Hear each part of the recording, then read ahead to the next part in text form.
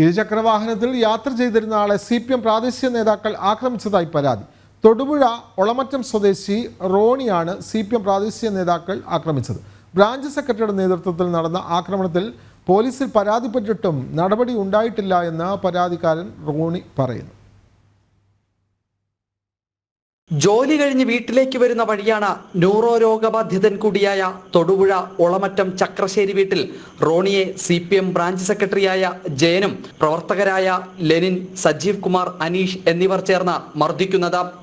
ഞാൻ ന്യൂറോയ്ക്ക് മരുന്ന് കഴിച്ചുകൊണ്ടിരിക്കുന്ന ആളാണ്. ഇവർ പാർട്ടിയുടെ ബ്രാഞ്ച് സെക്രട്ടറിയും എനിക്കറിയത്തില്ല, ഇവന്മാരെന്നും അറിയത്തില്ല. ഇവർ കുറച്ചുപേര് വന്നിട്ട് ഇടിക്കുക ചെയ്ത്, അതായത് ഒരു പാർട്ടി ഗ്രാമം പോലെ നമ്മൾ ഇടിച്ച് ഇത് ചെയ്യുക ചെയ്ത്. എന്തിനാണ് ഇവിടെ വണ്ടി നിർത്തിയത്, നിങ്ങൾക്ക് ആരോടാ സംസാരിക്കേണ്ടത്, രാത്രിയിൽ ആരോടാ നിങ്ങൾക്ക് സംസാരിക്കേണ്ടതെന്ന് ചോദിച്ചുകൊണ്ടാണ് ഇടിക്കുന്നത്. പോലീസിൽ പരാതി നൽകിയിട്ടും FIR രജിസ്റ്റർ ചെയ്യാനും നടപടി സ്വീകരിക്കാനും പോലീസ് തയ്യാറായില്ലെന്നും പരാതി നൽകിയ തന്നെയും കുടുംബത്തെയുമാണ് പോലീസ് ഭീഷണിപ്പെടുത്തിയതെന്നും റോണി പറയുന്നു.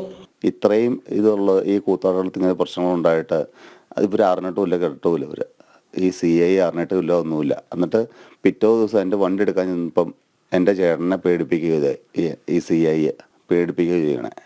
അങ്ങനെയാണോ ചെയ്യേണ്ടത്? FIR എഴുതിയെന്ന് അറിയോ? 11-ാം തീയതി FIR, 9-ാം തീയതി സംഭവം നടന്നു.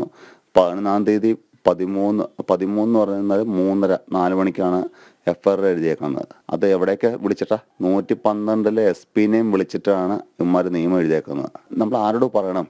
നമ്മൾ ആരുടെ അടുത്ത് നീതിക്ക് പോകണം? ഏത് മനുഷ്യന് നീതിക്ക് പോയിട്ട് കാര്യമുണ്ടോ? ഇതാ നമ്മുടെ അവസ്ഥ. ഇനിയും പോലീസ് നടപടി വൈകിയാൽ കോടതിയെ സമീപിക്കാനാണ് റോണിയുടെയും കുടുംബത്തിന്റെയും തീരുമാനം. അഖിൽ പാലോട്ടുമഠം, ജനം, കൊച്ചി.